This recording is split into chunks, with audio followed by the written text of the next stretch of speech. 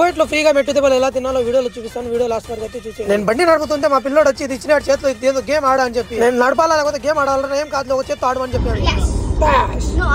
ఇంకా చేతికి దొరికింది అని లో తిప్పుతున్నా, అది ఏం జరుగుతుందో నాకైతే తెలియదు. వాడు చూస్తున్నాడు గేమ్, నేను గెలిచినా నువ్వు గెలిచినా అని చెప్తాను.